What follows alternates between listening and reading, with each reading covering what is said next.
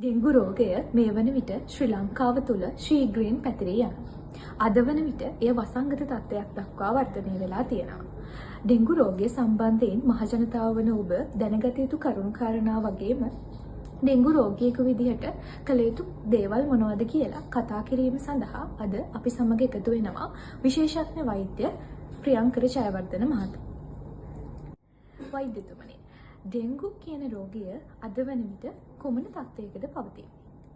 මේ කතා කරන්නේ 2026 ජූනි මාසයේ අගහරියේ මේ වන විට දිවයිනේ මේ වසරේ මේ වන විට ඩෙංගු රෝගීන් 50000ක් පමණ වාර්තා වෙලා තියෙනවා.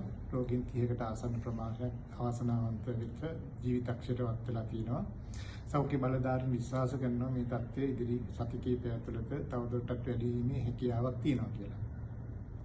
ඒ වගේම රෝගීන්ගේ ප්‍රමාණය වැඩි වීමත් සමග රජයේ සහ පෞද්ගලික රෝහල්වල ඩෙංගු රෝගීන්ගේ ප්‍රමාණය වැඩි වීමක් දක්නට ලැබෙනවා. මෙය සෞඛ්‍ය අංශවලටත් රෝග සෞඛ්‍ය පද්ධතියටත් රෝහල්වලටත් දරාගත නොහැකි වීමේ හැකියාවක් පවතිනවා. ඒ කොහොමත් සෞඛ්‍ය අමාත්‍යාංශයත් පෞද්ගලික අංශයත් මේ සඳහා විශේෂයෙන් සූදානම් වෙන බව පේන්න තියෙනවා. වෛද්‍යතුමනි, ඩෙංගු රෝගය හඳුනාගන්නේ කොහොමද? ඒ වගේම ඩෙංගු රෝගය කියලා සැක කරනවා නම් යම්කිසි කෙනෙක් ඉන් අනතුරුව කළ යුතු දේවල් මොනවද? පළමුවෙන්ම මේ දිනවල ඩෙංගු බහුව තියෙන නිසා කෙනෙකුට උණ, හිසේ අමාරුව, ඇස්වලට පිටින් ඇතුලින් ඇතිවන අමාරුව, ඇඟපත අමාරුව, හන්දිපත් රුධාවනි රෝග ලක්ෂණ තියෙනවා නම් අනිවාර්යයෙන්ම මේ තැනත්තා ඩෙංගු රෝගියෙක් බවට සැක කරන්න වෙනවා. මොකද ඩෙංගු අපිට නිෂ්කරන්න බෑ. මුල් අවස්ථාවේදීම අපි රෝග නිශ්චය කරගන්න ඕන. මම නැවතත් කිව්වොත් ඇඟේ උණ, ඔළුවේ කැක්කුම, ඇස්වලට පිටින් ඇතිවන හිසේ කැක්කුම, අංගපත රුධාව සහ මාංශ පේශීන් වල රුධාව තියෙනවා නම් විතරක් අනිවාර්යයෙන්ම කල්පනා කරන්න ඕන තමන්ට ඩෙංගු රෝගය වැළඳී ඇත්තයි කියලා නිශ්චය කරගෙන බලන්න ඕන. පළමුවෙන්ම කළ යුත්තේ සුදුසුකම් ලයිට් වෛද්‍යවරයෙකු මුණ ගැහිලා ඒ වෛද්‍යවරයාට යෝජනා කරන්න ඕන ෆුල් බ්ලඩ් කවුන්ට් පරීක්ෂාවක් සහ ඩෙංගු ඇන්ටිජන් පරීක්ෂාවක් කරන්න කියලා. ඩෙංගු ඇන්ටිබොඩි නෙවෙයි ඇන්ටිජන් පරීක්ෂාවක්. මේක පළවෙනි දින 3 ඇතුළත කරනවා නම් හොඳයි. හැබැයි අපි විශේෂයෙන් කියනවා දැන් මේ අලුත් ඩෙංගු ප්‍රවණතාවයත් එක්ක පළවෙනි දවසේම ෆුල් බ්ලඩ් කවුන්ට් එකක් ඩෙංගු ඇන්ටිජන් එකක් කරන්න. එහෙම බැරිනොත් දෙවෙනි දවසේ ෆුල් බ්ලඩ් කවුන්ට් එක ඩෙංගු ඇන්ටිජන් එක කරන්න. එහෙම බැරි නම් තුන්වෙනි දවසේ හරි මේ පරීක්ෂාව කරගන්න කියලා. යම් ආකාරයකින් පළවෙනි දවසේ කරපු ෆුල් බ්ලඩ් කවුන්ට් එකට වඩා වෙනසක් තියෙනවා නම් දෙවෙනි දවසේ කරපු ෆුල් බ්ලඩ් කවුන්ට් එකේ ඒ කියන්නේ රුධිරයේ ප්ලේට්ලට් ප්‍රමාණය, පට්ටිකා ප්‍රමාණය අඩුවීමක් තියෙනවා නම් තුන්වෙනි දවසේ උදේ සහ සවස දෙපාරක් සම්පූර්ණ රුධිර පරීක්ෂාවක්, ඒ කියන්නේ ෆුල් බ්ලඩ් කවුන්ට් එක කර ගැනීම වඩා සුදුසුයි. ඒ අරුණහම මේ ප්ලේට්ලට් ප්‍රමාණය, පට්ටිකා ප්‍රමාණය 1,50,000ක් වගේ අගයක් ගන්නකොට රෝහලකට ඇතුළු වීම ඥානාන්විත වෙනවා. වෙන අවුරුදු වලට වඩා මේ අවුරුද්දේ ඩෙංගු රෝගීන්ගේ හැසිරීමේ සහ ඩෙංගු වෛරසයේ හැසිරීමේ වෙනසක් අපි දකිනවා. ඩෙංගු රෝගීන්ගේ ඇතිවන සංකූලතාව විදිහට අපි දකින ඇඟේ ඇඟ ඇතුලේ ඇතිවන රුධිර වහනය සහ අපි ලීකින් ෆේස් කෙනෙකුගේ තරලයේ ප්‍රමාණය ඇතුලේ පෙනහළු වල සහ බඩේ එකතු වීමේ ප්‍රවණතාවය වෙනදට වඩා මුල් අවස්ථාවේදී සිදුවන බවත් සහ රුධිර පට්ටිකා ප්‍රමාණය වෙනදා තරම් අඩු නොවන අවස්ථාවකදී වෙන ප්‍රවණතාවයක් අපි දකින නිසා අපි රෝහල්ගත වීම සාමාන්‍ය ප්ලේට්ලට් කවුන්ට් එක 1,50,000 ගානක් යනකොට අපි නිර්දේශ කරනවා. වෛද්‍යතුමනි, ඩෙංගු රෝගියෙකු හෝ ඩෙංගු යනුවෙන් සැක කරන පුද්ගලයෙකු රෝහල්ගත වීම අත්‍යවශ්‍යයිද? කෙනෙකුගේ ඇන්ටිජන් පරීක්ෂාව පොසිටිව් වෙච්ච පමණින්, ඒ කියන්නේ ඩෙංගු ඇන්ටිජන් එක පොසිටිව් වෙච්ච පමණින් රෝහල්ගත වීම අත්‍යවශ්‍ය වෙන්නේ නැහැ. ඒතනත්තට පුළුවන් ෆුල් බ්ලඩ් කවුන්ට් පරීක්ෂාව දිනපතා හෝ දවසට දෙපාරක් එහෙම නැත්නම් තුන් පාරක් හරි කරලා බලන්න.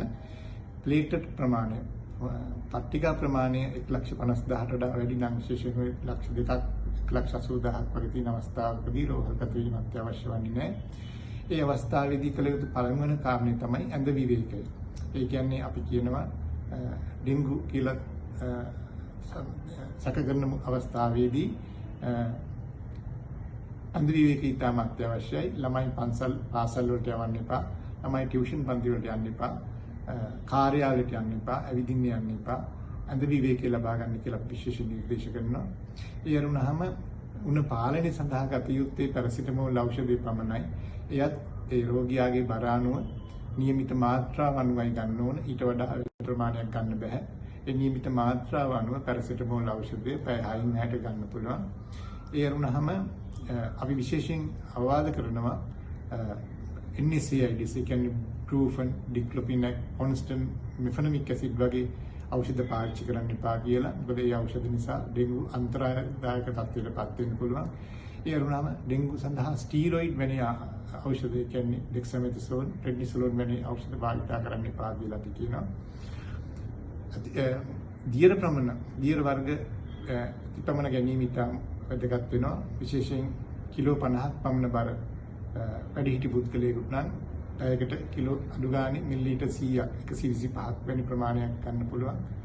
රුධිරයේ පට්ටික ප්‍රමාණය වැඩි නම් 1,50,000ට වඩා වැඩි කෙනෙකුට නම් ඊට වඩා වැඩි පුර ගත්තත් ඒ දියර වර්ගයේ අයිතක් නැහැ. ඒ කියන්නේ විශේෂයෙන් උණ වැඩි අවස්ථාවලදී ඇඟ විජලනයටපත් වෙන්න නිසා පුළුවන් කමක් තියෙන නිසා අඩුම ගානේ මිලිලීටර් 100ක් සහ එතනින් උඩ ප්‍රමාණයක් ගන්න එක යෝග්‍ය වෙනවා. බර කිලෝග්‍රෑම් 50කට වඩා වැඩි නම්.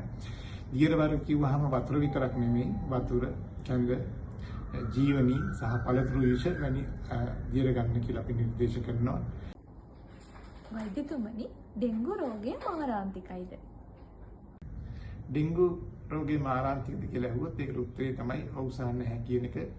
Taman නිසි ආකාරයෙන් නිසි වෙලාවෙදී රෝහල්ගත වුණොත් අපි එපා කියන ඖෂධ භාවිත නොකළ හිටියොත් විශේෂයෙන් ඩික්ලොෆිනැක් වගේ ඖෂධ එහෙම නැත්නම් මෙෆෙනමික් වගේ ఔෂධ එහෙම නැත්නම් ස්ටීරොයිඩ් වැනි ඖෂධ පාවිච්චි කරන්නේ නැතුව පට්ටිකා ප්‍රමාණය 1,50,000 ආසන්න වෙනකොට රෝහල්ගත වුණොත් එතෙන්දී ඒ සුදුසුකම් ලයි රෝහලක ඒ වෛද්‍යවරුන්ගේ නිසි පරීක්ෂාව යටතේ නිසි අවධානය යටතේ සිටියොත් ඩෙන්ගු මාරාන්තික වෙන්නේ නැහැ. ඩෙන්ගු මාරාන්තික වෙන්න හුඟක් වෙලාට හේතුව තමයි රෝගීන් නිසි කාලට රෝහලට නොපැනීම. ඒගොල්ලෝ ඩෙන්ගු රෝගය තියාගෙන ළමයි ඉස්කෝලේ යනවා, වැඩට යනවා, එහෙම නැත්නම් කල් මහල් වල වැඩ කරනවා. අපි නිර්දේශ එපා කියන බෙහෙත් පාවිච්චි කරනවා, මත්පැන් ගන්නවා. ඊට පස්සේ පසුව ගොඩක් රෝගී තත්ත්වය අසාධ්‍ය වුණාට පස්සේ තමයි රෝහලට එන්නේ. ඒක තමයි මූලික වශයෙන් ඇති වෙන හේතුව. ඒ වුණාන් පස්සේ නිසි අපි patient රෝගියෙක් රෝහලට ඇතුළුනායින් පස්සේ අපිට සමහර වෙලාවට අවශ්‍ය කරන සේලයින් සහ ඩෙක්ස්ට්‍රයින් වැනි ඖෂධ නිසි ආකාරයෙන් ලබා දෙන්න ඕන. ඒ වුණාම ඇතැම් අවස්ථාවලදී රුධිර පාර විරේණයක් අපි ලබා දෙන්න වෙනවා. සමහරවිට රෝගීන් ඒක සඳහා මැලිකමක් දක්වනවා. නමුත් ඒ රටකටගේ ජීවිතේ බේරා ගන්න වෛද්‍යවරුන් කිව්වොත් රුධිරයේ පාර විරේණය කරන්න, බ්ලඩ් ට්‍රාන්ස්ෆියුෂන් එකක් කරන්න අවශ්‍යයි කියලා කරුණාකරලා ඒකට අනුගත වෙන්න. එහෙම නැත්නම් ජීවිතය අනතුරට වැටෙන්න පුළුවන්. ඒ අරුණාම හැම අතින්ම අපි පරිස්සම් වෙලා හැම ආකාරයකින් ගියොත් නිසි ප්‍රතිකාර ලබා ගත්තොත් නිසි ආකාරයට ඩෙන්ගු මාරාන්තික වෙන්නේ නැහැ. මේ වන විට වසංගත තත්ත්වයක් දක්වා වර්ධනය වෙලා තියෙන ඩෙන්ගු රෝගය බැලඳුණු සංඛ්‍යාව මෙන්ම ඩෙන්ගු රෝගය නිසා මියගිය සංඛ්‍යාවත් ශීඝ්‍රයෙන් ඉහළ යමින් තියෙනවා. ඉතින් ශ්‍රී ලංකාවාසී අප සියලු දෙනාගේම වගකීම තමයි මෙම ඩෙන්ගු රෝගය ඉක්මනින්ම මර්ධනය කිරීම. එසේනම් වෛද්‍යතුමනි, මෙම රෝගය මර්ධනය කර ගැනීම සඳහා සාමාන්‍ය ජනතාව විදිහට මොන වගේ දේවල්ද කරන්න ඕන? මූලික වශයෙන්ම පළවෙනිම තියෙන මදුරුවා බෝ වෙන ස්ථාන හැකිතාක් විනාශ කිරීම. නිවසේ පරිසරය සහ අපේ නිවසේ නම් මීටර් 200ක් දක්වා වූ පරිසරය ගැන හැම පුරවැසියෙක්ම තමන්ගේ අවධානය යොමු කළ යුතුයි. මදුරුවා බෝ වෙන ස්ථාන පිළිබඳව අපි දිගින් කතා කරලා තියෙනවා.